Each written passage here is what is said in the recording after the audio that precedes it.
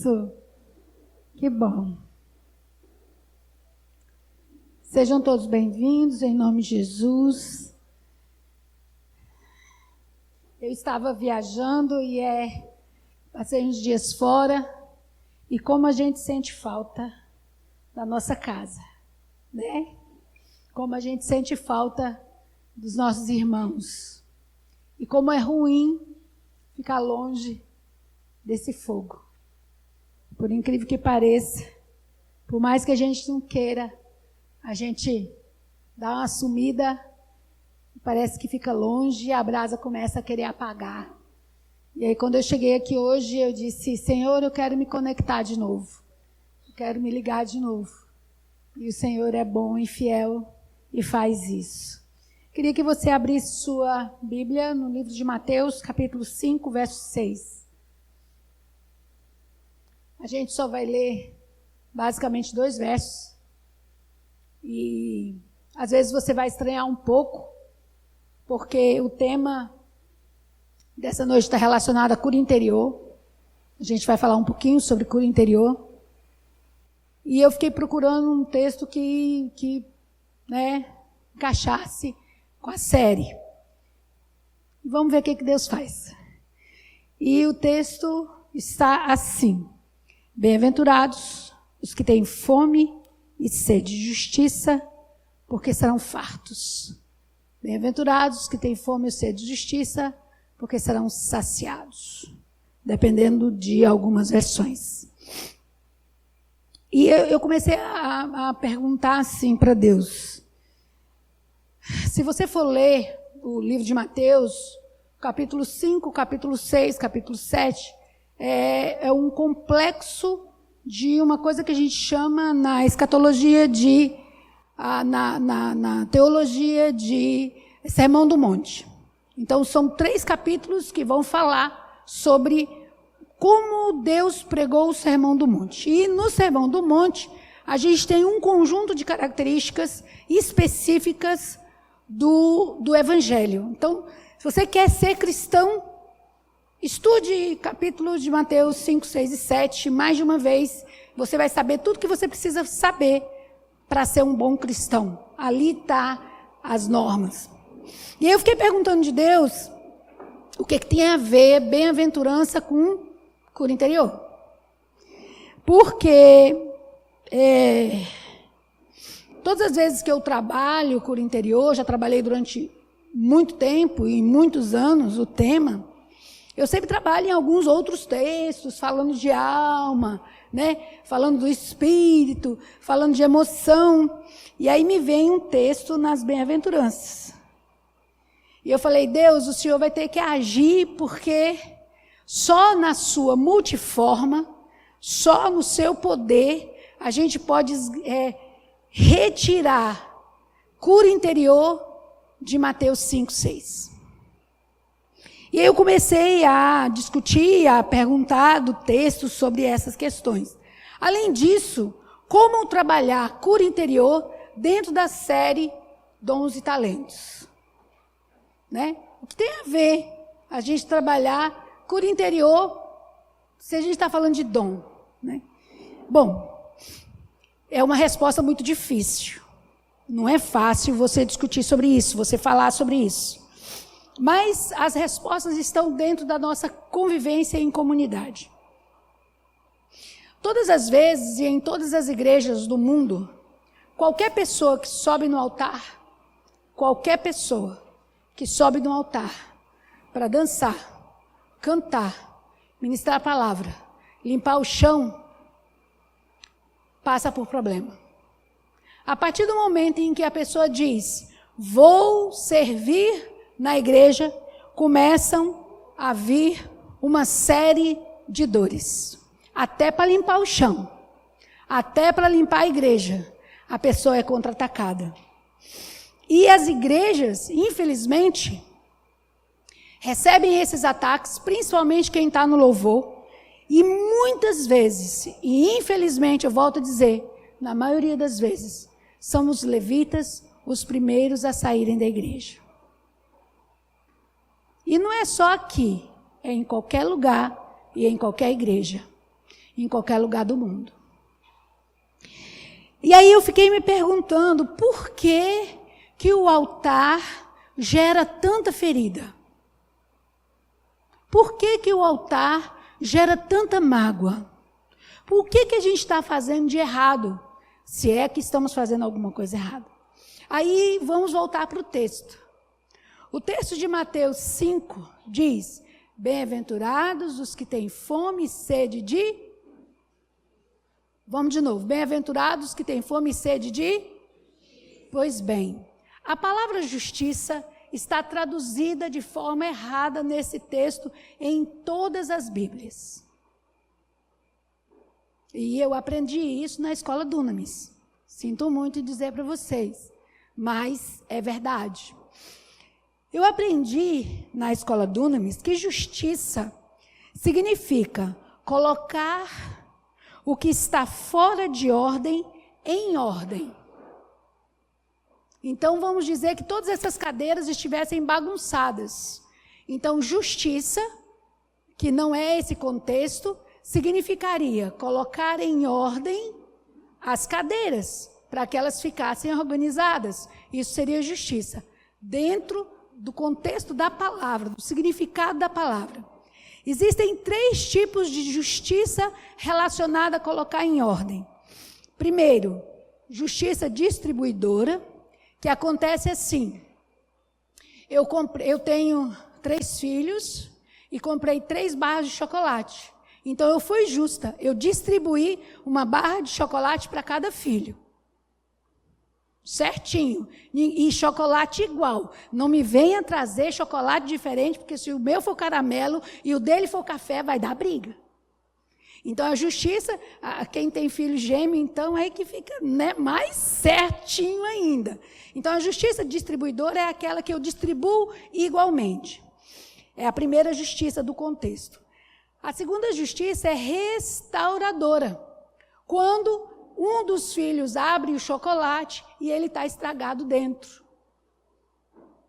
Aí tem que vir um outro chocolate para restaurar aquele que foi jogado fora. É um outro, é um extra, é um up. E a justiça retribuidora. Quando os 3 chocolates estão ruins e chega uma outra pessoa, eu não sabia que vocês estavam precisando de chocolate, trouxe outro, eu vou retribuir, eu vou entregar a mais, eu vou doar a mais. Então, justiça é exatamente isso, fazer essas reparações. A palavra correta para este texto deveria ser retidão.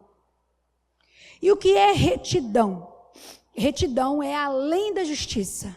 Retidão é além do comportamento correto. Retidão é um posicionamento do seu coração em relação ao coração de Deus. Vou explicar, não se preocupe. Funciona mais ou menos assim, para você poder entender. Todo mundo aqui conheceu, ou pelo menos os mais velhos um pouquinho, a história de Robin Hood? Todo mundo conheceu, né? Robin Hood é um cavaleiro, não sei das quantas, lá da Idade Média, que tirava a riqueza dos ricos, roubava dos ricos para fazer o quê? Para distribuir com os pobres. O que ele fez? Foi justiça distributiva. Correto? Era boa? Era bom? A ação dele era boa? Sim ou não? Sim, mas era reto? Por que não é reto? Porque é roubo. É certo roubar? Não. Então, está em linha com Deus? Está em linha com Deus roubar? Não. Então, roubar e não é retidão. Então, a ação dele é correta, justiça distributiva, mas o coração dele está errado. Então, era pecado tanto quanto. Por isso, ele era considerado bandido. E é mais ou menos assim que acontece conosco. Quando nós estamos nos altares das igrejas, nos ministérios, quando a gente está limpando o chão, quando a gente está fazendo a arrumação da decoração, quando a gente está carregando o tambor, a gente fica assim, a Beth está vendo que eu estou carregando o tambor? Será? Olha, eu vou cantar bem legal. Será que o pastor vai vir hoje? Gente, hoje sou eu que vou pregar. Ai, tomara que o pastor Tarcísio e a pastora Tatiana venham, porque eles vão me ver pregando. Porque eu sou o cara. Qual é a intenção do coração da pessoa que sobe ao altar quando ele quer justiça? E aí, bem, queremos ser justificados. Queremos que nos vejam. Queremos que aquele que tem poder nos veja. Pessoas muitas vezes fazem o serviço correto se tiver alguém olhando. Se alguém importante não estiver olhando, eu vou visitar o Facebook. E eu não falo isso só dentro da igreja, não. No trabalho a gente vê isso direto. Direto. Onde eu trabalhava na Seduc, a minha mesa ficava bem no corredor, né? E eu estava sempre trabalhando, eu sou muito chata com relação ao trabalho. E a chefe passava. Aí um dia eu ouvi o colega dizendo, bota logo com a tela da aula, a chefe está vindo. Ou seja, o que ele estava fazendo no computador? Ele queria mostrar para a chefe, mostrar que estava trabalhando só quando a chefe estivesse passando, para por ela ver que ele estava trabalhando. Ô bobagem, né? Aí as pessoas sobem no altar, não com um desejo reto de servir a Deus. Muitos sobem no altar, e eu não estou falando do MCO, muitos sobem no altar com um desejo de ser visto, com desejo de ser observado, de ser elogiado, de ser reconhecido. O ministério para muitas pessoas só existe se ele for visto. Aí o que acontece nas igrejas? Lógico que isso não acontece aqui no MCO. Alguém sobe no altar porque quer ser visto e erra, desafina. Aí o líder do louvor, fulano, tu desafinou de novo. Ué, vai para casa aprender. Ei, eu já ouvi a pastora Tatiana fazer isso. Eu quero que todos cantem 1, 2, 3 mil vezes essa música em casa. Ensaiem em casa, no seu telefone. Eu estou passando a música no grupo, é para todo mundo ensaiar. Quando chega no dia do ensaio, quem ensaiou? Ninguém ensaiou. Aí a pastora chama atenção. Aí o que acontece? Dodói. Porque eu dou as tripas, coração, pelo louvor. E ninguém, não é assim que faz? E ninguém me vê nesse ministério. Vou sair dessa igreja agora, porque eis que Deus me disse. Irmão, menos. O problema é que a ferida fica, a mágoa fica, a dor fica, a angústia fica, a mentira fica, o desejo fica. Aí a pessoa pega o texto, por favor, Yara, o texto de Mateus 5, e diz assim, bem-aventurado os que têm fome e sede de justiça. Aí a pessoa ora o texto. Senhor, eu peço que o Senhor faça justiça com aquele grupo de louvor daquela igreja. E ora, oração feiticeira. Só que ele não sabe que essa justiça não é de Deus. Porque a palavra justiça está traduzida errada. Deus não é Deus dessa justiça. Deus é Deus que vê a intenção do coração. Amém. Se for para o Senhor, acho que pode ser melhor um tiquinho.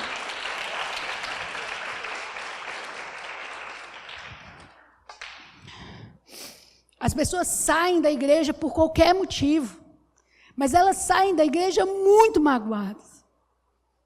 Irmãos, eu saí da minha igreja. E vocês não têm noção da quantidade de ferida que se faz quando isso acontece. E eu já vi nesse altar, de quando a gente está aqui, como disse o Dagoberto na ministração dele, Quantas gerações de cantores e dançarinos e levitas já passaram nesses poucos 6 anos desse ministério? Quantos entraram, cantaram bem, estavam indo bem, e por uma palavra saíram, estão sentados aí, e Deus o livre, vira até feiticeiro, bate na madeira 3 vezes, se chamar para cantar no louvor de novo. Essa pessoa, ela não tem uma ferida mais, irmão. O corpo todo está leproso. Porque a ferida, ela vai crescendo. Não passa remedinho, não, para ver o que acontece. Não vem com um mertiolate, para quem é mais antigo. Porque não existe mais mertiolate hoje, né? Infelizmente. Ninguém sabe o que é dor. Só quem viveu. As feridas vão ficando e elas crescem muito rápido. Infelizmente, queridos, é porque as pessoas estão lendo a palavra de forma errada. Eles estão cheios de justiça própria e não de retidão no coração. Muitas vezes, nosso coração não está centrado em Deus, em seus propósitos ou nos seus desígnios, mas está centrado no aparecer, no ego, no eu posso, eu sei, eu sou bom, eu toco bem, eu canto bem, eu danço bem, eu prego bem. Irmãos, vocês não têm noção como foi desafiador para mim fazer o nosso treinamento de intercessores, e Deus disse para mim: você não vai dar aula. Deus, eu sou professora, eu falo bem. Deus disse: não, engole o seu eu, passe a bola para o pessoal.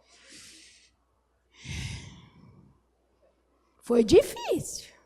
Aí o povo vem: eu não sei dar aula. Eu, Senhor da glória, a criatura não sabe dar aula e recebeu a ordem de dar aula. Eu que sei dar aula, fui colocada de escanteio.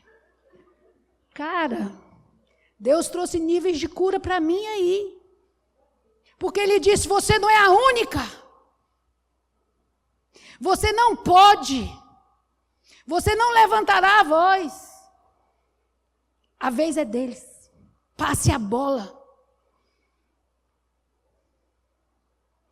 E quem fez, amém. Quem não fez, sinto muito. Mas a gente vai fazer de novo. Aí, vem a história. O que fazer quando não somos justificados? Quando nos magoam na igreja, nos ferem, ou quando nos sentimos preteridos e injustiçados. Aí, Tiago 1:20. Por favor, Yara, presta atenção no texto, para você ver que poderoso o bicho é. Cadê? Tiago 1:20. Ela disse que ela está começando agora, que é para ter paciência com ela, tá bom, irmão? Amém? Glória a Deus. Então, tenhamos paciência. Enquanto isso, eu bebo água. Achou, neném? Olha, viu? Ela conseguiu. Ela é linda, gente? Fala sério. Porque a ira do homem não opera Porque a ira do homem não traz a justiça de Deus. Sabe quando você sai, porque o líder de louvor, ou o líder da dança, ou o administrador da igreja, ou sabe quem arruma as cadeiras da igreja, sabe Deus, chamou a sua atenção, que você fala assim: pois agora, a partir de hoje, eu não venho mais para essa igreja, e sai bufando, soltando veneno pelas, que se engolir a saliva morre. Sabe quando você está assim? Você não traz a justiça de Deus, meu irmão. Sabe, a ira, ela não traz a justiça de Deus. Sabe aquela vez que você ficou com raiva da Beth, porque é hoje. Nós saímos batendo o pé, E vou orando para Deus trazer a justiça dele. Mas a ira elimina a justiça de Deus. Diga misericórdia. Mas peraí. Não está escrito na Bíblia, eu não coloquei esse texto para ela, porque não precisa abrir. Mas está escrito em Efésios 4, 26 e 27. Que é preciso liberar perdão logo. Não podemos deixar criar raiz de amargura. Porque está escrito em Efésios 4, 26 e 27, que nós não podemos deixar o sol se deitar sobre a nossa ira. Vou explicar direito. Você não pode deixar passar um dia. O que é deitar o sol? É o sol se pôr. Então, você brigou hoje, você tem que se resolver hoje. E o que a gente faz com as nossas brigas? Bebemos até água para engolir, não é assim? Ou então comemos farinha para o trem descer. A gente trava os dentes. Eu não sei você, mas eu estou falando de mim, tá? A gente trava os dentes, segura a ira, fecha a mão, põe a mão dentro do bolso e sai batendo o pé. Que dia que a gente vai falar dessa ira com Deus? Depois que a gente ruminou uma semana, pelo menos, a gente fica... Porque fulano falou, porque ciclano disse, porque foi assim, porque... Aí a gente rumina aquilo. Uma semana, um mês, um ano. Quando a gente se apercebe, nós estamos doentes. Cancerígenos. Porque essa mágoa engolida dói o estômago, gera câncer, gera raiz de amargura. E ainda a gente bota o dedo para cima e diz, estou esperando a justiça de Deus chegar. E tchau, não tem justiça de Deus. Os problemas que nós enfrentamos em comunidade, diga amém. Amém. Nós estamos numa comunidade, amém? Você e eu somos uma comunidade de irmãos. Irmãos brigam. Ou não brigam? O tempo todo. A treta faz parte. Irmãos, nós nos reunimos em família todo ano, a cada 2 anos. E eu viajei para reunião familiar. A minha mãe tem 82 anos. A irmã dela, uma das irmãs dela, chamada Tia Branca, que é outro nome, mas o apelido é Branca, a Tia Branca, comprou um vestido da mesma cor do vestido da minha mãe. Para festa. Aí foram as duas com a roupa igual. Para pensar a treta que deu. Você comprou esse vestido quando? Eu comprei primeiro. Por que você comprou a cor da minha cor? Ela tem 82.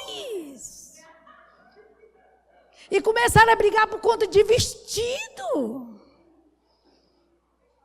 Meu pai é eterno, mas são irmãs. Irmãs brigam. As brigas em comunidade devem ser resolvidas que hora? No mesmo dia, diga amém. Para não gerar raiz de amargura. Amém? Sabe a treta de hoje e a de ontem? Já está enraizando. A treta de ontem já está com problema já. Já começa a feder. Nós devemos ser como José. Nós não vamos ler os textos. Os capítulos de Gênesis, de 40 a 47, nos mostram a saga de José. Agora, vamos aqui comigo, debaixo, pena que está gravando, mas debaixo dos panos, para que ninguém nos ouça. José teve treta com os irmãos? Jesus Cristinho. José foi vendido, foi escravizado. Será que escravo apanhava, irmão? José apanhou, José passou fome, José passou frio. José não viveu 13 dias na prisão. José viveu 13 anos. Aí José, o chefão todo-poderoso, ele já tinha alimentado bem a raiz dele, as amarguras dele, será? Ele, lá se vem os irmãos. Era a hora de quê? Eis que a minha vingança será maligna. Foi assim que José fez? Mas José deu uma vingadinha. Botou Simão preso, pediu Benjamim, botou umas coisinhas na sacola do povo para dizer que eles estavam roubando. José estava assim com a mágoazinha, será? Só que José estava fazendo aquilo para mostrar quem ele era. E se você ler o texto de Gênesis 47, você vai ver que José diz assim no texto. E José, já não suportando mais se esconder dos seus irmãos, se declara. E José gritou com tanta força, tão alto, que todo o faraó, todo o palácio ouviu. Irmãos, o que José gritou? O que José chorou? Como foi a dor daquela hora? A Bíblia não diz, mas eu viajando, eu falo, que ele gritou, meu Deus, por quanto tempo esperei por esse momento, Deus, que saudade eu tive dos meus irmãos. Doeu mais a saudade de vocês, do que a traição que vocês me fizeram. Como é difícil ficar longe do meu pai vive. E José gritou que todo o palácio ouviu. Irmão, o palácio de Faraó não era pequeno. José estava aguardando aquele grito há 13 anos. Só que José não queria vingança. José tinha o coração dele no propósito de Deus. José viu que foi Deus quem colocou ele naquele lugar. José viu que foi Deus que tratou ele na prisão por 13 anos. José viu que ele precisava passar por aquele tempo para ele formar um caráter digno e honrado. Como é difícil a gente formar caráter dentro do altar, em cima do altar. Porque as pessoas se ensoberbecem, se acham. E eu estou falando de mim também. E é difícil demais entender o propósito de Deus. Deus nos humilha para nos ensinar, nos forjar, nos tratar. Porque muitas vezes queremos ser donos das nossas decisões, não entendemos o propósito de Deus. Se José não tivesse entendido o propósito de Deus, o Senhor levantaria outro. E é isso que acontece nas igrejas. Sai um cantor, vem outro. Sai um tocador, vem outro. Sai um dançador, vem outro. Sai um pregador, vem outro. Você não quer fazer, irmão? Dá licença. Tem quem queira. Porque o Senhor não pode deixar a obra dele parar. Não é verdade? José não queria reconhecimento humano. José queria agradar o coração de Deus. E aí eu fico pensando, quantas vezes nós somos feridos porque não recebemos elogio? Quantas vezes somos feridos porque não recebemos likes, curtidas nas fotos no Facebook ou no Instagram? Quantas vezes nós somos feridos porque fulano de tal não falou, fulano de tal passou por mim e não falou comigo? Ah, meu Deus. Eu gostaria de dizer para você que reconhecimento humano nos ferem, nos escravizam e nos cegam. Diga misericórdia. A gente acha que tá abafando. E na verdade não é esse o desejo do coração de Deus. Eu gostaria de dizer para vocês que as feridas causadas no altar, elas são causadas no altar muitas vezes porque os nossos objetivos não estão em agradar a Deus, e sim em agradar a homens. Nosso objetivo não é ser reconhecido por Deus, e sim ser reconhecido por homem. E aí, eu comecei a pensar, e a falar, meu Deus, o que eu preciso para cair? O que é preciso para cair? Buscar reconhecimento humano. Porque o reconhecimento humano gera soberba. E a soberba precede a queda. O que é preciso para cair? Buscar reconhecimento humano. E eu quero hoje fazer 2 perguntas para vocês. A primeira pergunta é: quer manter-se de pé na presença do Rei? Busque reconhecimento divino. Quer cair? Busque reconhecimento humano. E eu tenho certeza absoluta, que nesse ministério, muitas pessoas foram feridas por mim, pelos pastores, pela liderança de modo geral, por outros irmãos. E saíram daqui feridos. Eu tenho certeza absoluta.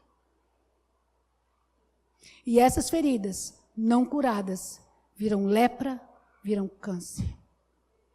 E se você que está aqui nessa noite, sofreu algum tipo de problema, seja aqui, seja no outro ministério, você precisa de cura. Você precisa querer não a justiça humana, mas a retidão divina. Você precisa desejar a retidão divina. Você precisa orar o texto de Mateus 5, coloca de novo. Mudando aí na sua Bíblia, Mateus 5, 6. Bem-aventurados os que têm fome e sede de justiça, fome e sede de retidão, porque eles serão saciados. Bem-aventurados aqueles que querem a retidão divina, que querem estar com o seu coração no propósito de Deus. Eu gostaria de dizer para você, não se preocupe, a vingança pertence ao Senhor. Ele vai trazer. Não se preocupe, se você foi injustiçado, magoado, ferido por alguma coisa que nós fizemos contra você, não se vingue em nós. Peça a retidão no seu coração, peça para ter o coração de José, para que o Senhor faça a retidão dele, no tempo dele, e ele faça o que precisa ser feito. Não se preocupe.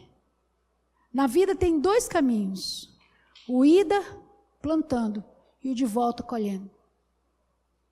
O que se planta, de bom ou de mal, se colhe.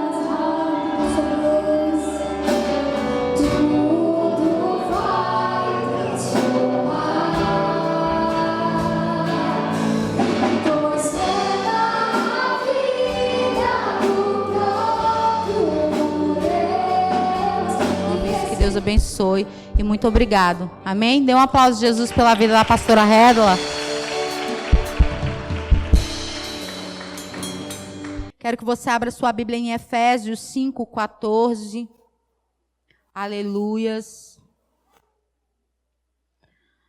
E o meu tema é avivamento ou reavivamento, da forma que você achar que Deus vai falar no seu coração. E eu quero ler Efésios 5:14, que diz: pelo que diz, desperta, ó tu que dormes, e levanta-te dentre os mortos, e Cristo te esclarecerá. Amém? Pai, em nome de Jesus, diante da tua presença, eis aqui a tua palavra, Senhor, e a minha vida. Eu te peço, Deus, que o Senhor possa me usar como canal de bênção, ó Deus, nessa noite, na vida dos amados que aqui estão. Me esvazio do meu eu, Senhor Jesus, para que o Senhor me fortaleça e esclareça a tua palavra sobre mim, através do teu Espírito me dando a revelação para que venha transmitir para a vida dos teus filhos, em nome de Jesus. Amém? Antes de eu entrar no texto, quero recapitular você que esteve aqui nessa série, desde o primeiro sábado. O primeiro sábado nós falamos sobre dons e talentos. O que seria dons, o que seria talentos. Depois a gente entrou numa ministração onde falamos de dança, onde fomos ministrados. O próximo sábado nós fomos ministrados sobre música, sobre quem toca e sobre quem canta. E o outro foi sobre teatro e palavra, a ministração da palavra. Então, cada sábado o Senhor agiu nesse lugar de uma forma diferente. Cada sábado Ele trouxe para a nossa vida algo diferente. E esses dias que vêm se aproximando, né, o Senhor tem despertado os dons e os talentos no nosso coração. Esse era o alvo da série, para que despertasse esses dons e esses talentos que eu e você, irmãos, temos dentro da igreja. Quando os dons e talentos eles são despertados, a igreja cresce, a igreja resplandece. Sabe? Vem a alegria do Senhor. Aqueles que não cantavam mais começam a cantar. Aqueles que não tocavam, que se achavam incapazes de tocar, começam a cantar. Aqueles que não dançavam, estavam aí parados, começam a dançar. E tantas outras coisas, né? Mexer no som, abrir uma porta, interceder, limpar um chão. Tantas coisas Deus ele tem falado no nosso coração esses dias. E a gente vê o agir de Deus no decorrer de quando a gente começou essa série para cá. A Bíblia diz que uma vida vale muito. Sabe? Há uma celebração imensa no céu, há uma celebração imensa da glória de Deus nos céus, quando uma alma se arrepende e volta. E a gente tem acompanhado Deus fazendo na vida de cada um que está aqui. Né? Deus tem chacoalhado, Deus tem mexido. Alguns se inscreveram. Sábado que vem nós vamos aqui apresentar os dons e os talentos que nós temos na igreja. Então, se você ainda não se inscreveu, se inscreva. Se você tem um talento, um dom para exercer aqui na casa do Senhor, que você possa acrescentar na casa do Senhor os teus dons e os teus talentos. Amém? E essa palavra fala sobre despertar da igreja. Quando nós começamos a usar os nossos dons e os nossos talentos, nós estamos despertando. Porque muitos de nós chegamos na casa do Senhor e nós recebemos dons e talentos. Né? A gente olha para alguém fazendo algo e fala, poxa, eu queria tanto fazer isso. E aí a gente começa tentando e daqui a pouco a gente já consegue. E como a pastora Rédula ministrou, algumas coisas acontecem e a gente não gosta muito, né? A gente fica todo inflamadinho e a gente sai correndo, a gente não quer mais. Eu acredito que a maioria aqui passou por essas coisas. Eu acredito que a maioria já viveu essas experiências. Mas eu acredito também que o Senhor está trazendo cura sobre o nosso coração. Amém? E a palavra sobre avivamento, eu coloquei aqui, avivamento é comparado ao reacender de uma chama, que se apaga aos poucos como uma planta, que lança novos brotos e floresce novamente. Você anda pela cidade de Porto Velho, você vê imensos ipês espalhados por todas as partes, não é assim? Mas antes que ela floresça, ela fica seca. A gente olha, nossa, que árvore feia, né? Toda esturricada lá, só os galhos secos. Mas aí, de repente, o que acontece com ela? Ela brota, ela floresce, fica aquela coisa mais linda. Você vai andando ali na Jorge Teixeira, aquele monte de ipê. Né? Eu fui esses dias ali para a banda do Aeroclube, um monte de ipê, de todas as cores. Então, assim também é com a nossa vida. Assim é o avivamento na nossa vida. Né? Quando a gente está desmotivado, quando a gente está entristecido, quando a gente está morto, né? Esmorecido, aí o Senhor vem com o seu Espírito e age em nós, e nós vamos e reavivemos no Espírito, e começamos a brotar, e começamos a dar flores. Assim sou eu e sou você no Espírito, amém? Isso é avivamento. Avivamento é algo que acontece unicamente no meio do povo de Deus. O Espírito Santo renova, aviva e desperta a igreja sonolenta. E a revitalização onde já existe vida. Só pode haver avivamento onde existe vida. Só pode haver avivamento onde já existiu o Espírito Santo de Deus. Então que nessa noite o Senhor ele possa trazer avivamento sobre nós. E todos esses meses nós vemos falando de avivamento. Na verdade, eu acredito que desde quando eu comecei a trabalhar com jovens, a gente fala de avivamento nas nossas vigílias. Mas de um tempo para cá, a igreja tem acompanhado o movimento do reavivamento, do avivamento juntamente conosco. Mas desde que começamos aqui, começou a mover lá atrás, aonde a gente se reunia e a gente, os jovens, foram avivados no Espírito. E hoje esse avivamento está tomando conta de toda a igreja, não só aqui, mas em todas as igrejas, amém? E aí eu conversava com o Senhor, eu já li alguns livros sobre avivamento, percorri a Bíblia que falava sobre avivamento, e aí eu entendia que avivamento seria quando o povo de Deus se ajunta e todos oram numa única fé, entende? Por uma única razão, com um único alvo, e vem o avivamento do Espírito, assim como em Pentecoste. Mas aí ontem e hoje, eu conversando com o Senhor falou ao meu espírito que nós podemos viver o avivamento individualmente. Quando nós caímos, quando nós tropeçamos, quando nós nos desmotivamos e esmorecemos, e ficamos ali plantados, passa um tempo, uma palavra de Deus alcança o nosso coração, algo de Deus alcança a nossa vida, e o que acontece? A gente é reavivado. Então o avivamento, nós podemos viver sim ele, individualmente, mas é óbvio que há uma grande onda do avivamento quando toda a igreja se reúne e ora no único propósito, para que haja um grande avivamento, um grande mover do Espírito. Então toda a igreja é avivada no Espírito.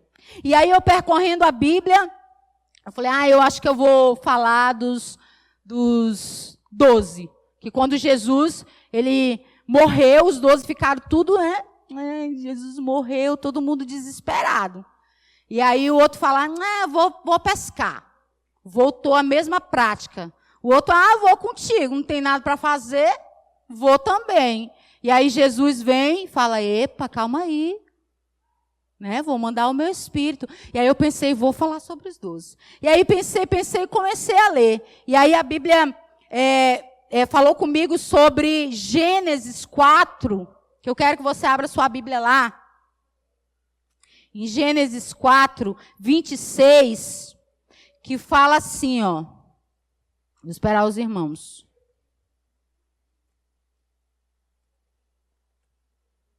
Gênesis 4, 26. Vou abrir a minha também.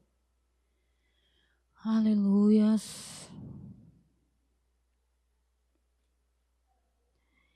Que diz assim, e a Sete mesmo também nasceu um filho e chamou o seu nome Enos. Então se começou a invocar o nome do Senhor.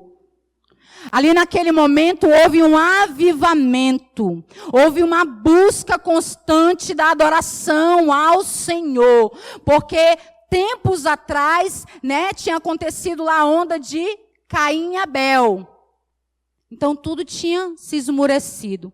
E aí, quando chega em 7, a Bíblia diz que quando ele tem o seu filho Enos, ele começa a buscar ao Senhor. Então, ali começa o avivamento. E eu não sabia, eu falei, nossa Deus, eu achava que o avivamento ia começar já aqui depois de Pentecostes.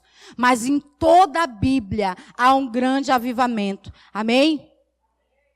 E aí, depois nós vamos para os patriarcas, que por vários anos lideraram o povo de Deus. Sempre que a vitalidade espiritual do povo se esvanecia, eles se erguiam com força, que promovia vigor ao povo. Assim na casa de Jacó. Então veio Moisés, Samuel, Davi, Asa, Josafá, Joaide, Ezequias, Josias. Todo esse povo passou pelo avivamento.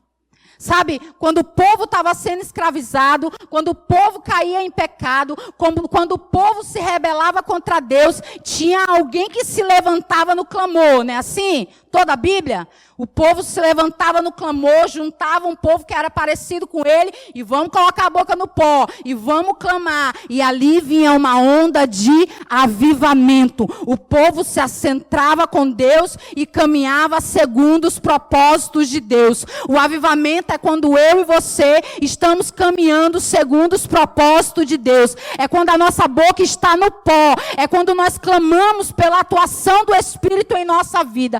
Porque a gente acha que o Espírito Santo é o seguinte, para muitas pessoas, ele é barulhento. Ah, não, mas para me sentir o Espírito Santo não preciso de barulho. Alguns não, outros já.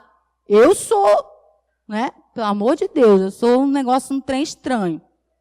Esquisito, que eu grito, eu pulo, eu choro.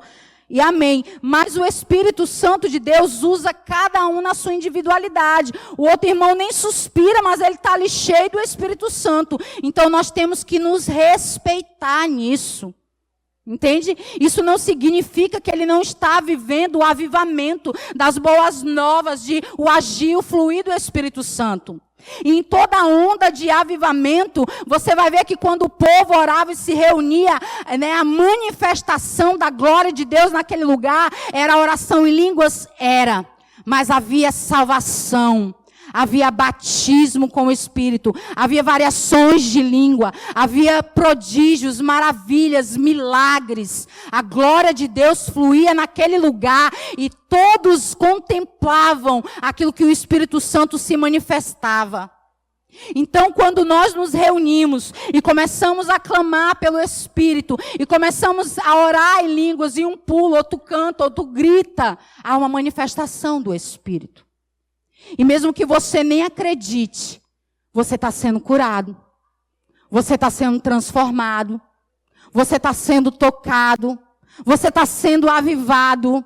Sabe aquele ponto que você fica, quero mais, não, o louvor não pode acabar agora, eu quero mais da glória de Deus, eu quero mais da presença de Deus. Isso é o avivamento chegando na tua vida, e é isso que nós temos que viver. Sabe, quanto mais a gente ora, mais dá vontade de orar, quanto mais você intercede, mais dá vontade de interceder. Isso é o avivamento chegando na tua vida. Sabe o que a gente tem vivido esses dias aqui? É o avivamento da glória de Deus sobre a vida dos jovens, sobre a vida da igreja, sobre a vida da nossa geração, sobre a vida de Porto Velho, e nós temos que acreditar nisso. Porque talvez a gente olhe para nós e diga, nós, uma igrejinha tão pequena, tem tanta igreja grandiosa por aí que fazem tantas boas obras. Eu quero te dizer que eu e você somos importantes para Deus. E Ele habita num coração contrito, num coração que busca, num coração que se lança nele, que se prostra na presença dEle. É onde Ele habita. É como a pastora falou, né? No coração soberbo, ele tem resistência. Daqui a pouco a gente vê só o cara lá cantando. A glória se foi, a presença se foi, não sente mais nada. Porque o eu já está tão grande que a glória de Deus teve que ir embora. Ficou pequena diante o eu do ser humano. Então, em toda a Bíblia, se você for procurar, há um grande poder da manifestação do Espírito. Amém? Robert Coleman, autor e professor, diretor do Instituto de Evangelismo do Billy Graham, ele diz assim, o avivamento é o retorno de algo à sua verdadeira natureza e propósito. E aí eu fiquei... O avivamento, natureza, propósito. E aí, quando a gente já estava de tarde, eu olhei para a Vitória e para a Rebeca. Eu falei, Vitória e Rebeca, qual é a nossa natureza? A nossa natureza é celestial, porque antes do homem pecar, quem nos fez e soprou o sopro do Espírito foi Deus, não foi o diabo. A nossa natureza, ela é celestial e nós temos que crer nisso. Nós temos que voltar à nossa natureza, que é viver no Espírito, que é andar pelo Espírito, que é crer naquilo que o Espírito está fazendo na vida da igreja. Nós temos que crer, irmãos. Hoje, quando eu me reuni com jovens, eu falei para eles que o Espírito Santo de Deus ia se manifestar nesse lugar na medida que eles crescem. Sabe, porque na medida que eu creio, eu vejo Deus se manifestando. É na medida que eu acredito, eu vejo a glória de Deus se manifestando. Mas se eu não creio, eu não vou ver a glória de Deus se manifestar. Eu vou ver o irmão pular, eu vou ver o irmão gritar. Eu não vou muito saber o que está acontecendo com ele, mas eu só vou olhar. Mas se eu crer na glória de Deus, se eu crer, eu vou viver o avivamento. Amém?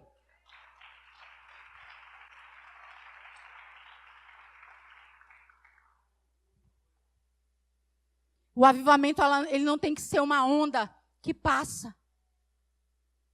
Ele tem que ser constante em nossas vidas.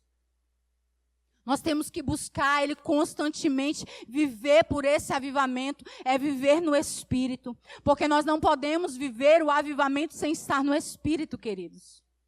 Porque ele não é carnal, ele não é humano. O avivamento é espiritual. Sabe? E aí, às vezes, as pessoas olham e comentam alguma coisa contigo, tu tá ali, fulano tá viajando na maionese.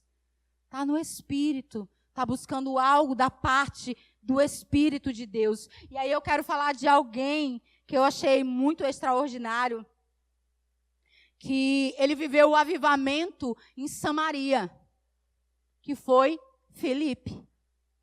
O cara era extraordinário. Quero que você abra sua Bíblia lá em Atos 8:5.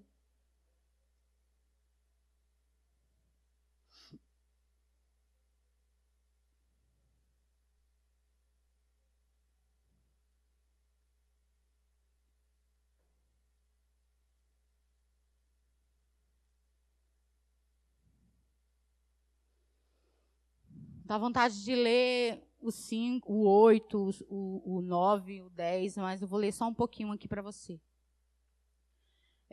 Do 5 diz: E descendo Filipe, a cidade de Samaria, lhe pregava a Cristo, e as multidões unanimemente prestavam atenção ao que Filipe dizia, porque ouviam e viam os sinais que ele fazia, pois que os espíritos imundos saíam de muitos que os tinham, clamando em alta voz, e muitos paralíticos e coxos eram curados. E havia grande alegria naquela cidade. E estava ali um certo homem chamado Simão, que anteriormente exercera naquela cidade a arte da mágica. A Bíblia diz mais para frente que Simão, ele se converteu em ver a glória de Deus. Ele enganava o povo. As pessoas olhavam para ele e achavam que dele vinha algo de Deus. Mas na verdade não era. Era magia. E aí chega Filipe. Um homem que quando falava as pessoas paravam para ouvir, e haviam milagres e haviam prodígios quando ele pregava. Ele viveu o avivamento em Samaria. A Bíblia disse que teve avivamento em Jerusalém, em Samaria. Aonde mais? Quem sabe? Judeia. Deixa eu ver aqui no meu script. Jerusalém, Samaria, Antioquia da Síria e em Éfeso. Éfeso, né? Então, isso foi o avivamento que ele viveu. Mais para frente, a Bíblia diz que o Espírito fala com ele para ele ir num caminho, e aí vinha quem? O eunuco. E aí ele prega para o eunuco, batiza o eunuco e, de repente, desaparece. Então, é esse avivamento que eu e você temos que tentar viver, buscar viver, crer em viver. Sabe? A gente não tem que olhar para a Bíblia como algo que passou e que a gente não vai mais viver. Sabe o que é? A gente está no outro século, tipo assim. A gente tem que viver coisas novas. Eu quero te dizer que coisas novas é viver no Espírito. Eu quero te dizer que coisas novas é andar no Espírito. Eu quero te dizer que coisas novas é pregar no Espírito. Amém? Não há nada mais novo do que viver no Espírito. Porque é Ele que faz todas as coisas acontecer. Os milagres, os prodígios, as maravilhas que os nossos olhos querem contemplar da glória de Deus, nós só vamos contemplar se nós buscarmos no Espírito. Porque os nossos olhos carnais, eles buscam ver coisas carnais. Mas o nosso espírito, ele busca viver algo do Espírito. Então é algo que não se vê. É algo que crê. É algo que cremos. Então que o Espírito Santo de Deus, ele traga uma onda de avivamento sobre a tua vida, sabe? Que tu possa se prostrar e buscar a Jesus, ao Espírito Santo de Deus, com essa vontade de viver os prodígios, as maravilhas, se cumprirem na tua vida. Porque a gente acha que nos tempos que a gente vive, isso é incapaz, mas não é. Não é.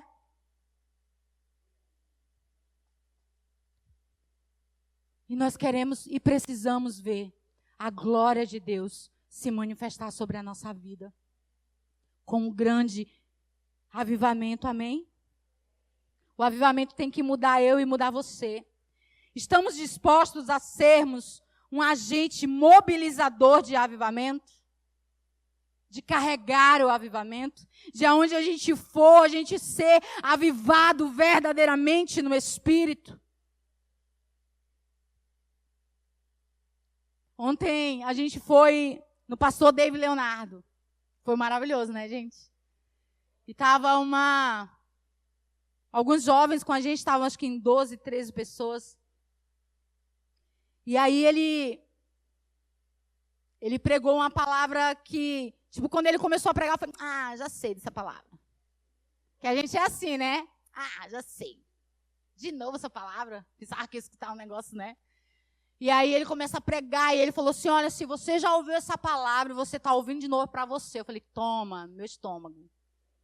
Daqui a pouco eu estava chorando, igual uma desesperada. Olhava para o lado, todo mundo chorando. Falei, tá todo mundo que nem eu aqui nesse lugar. Então o negócio tá bom. Né? O negócio tá bom.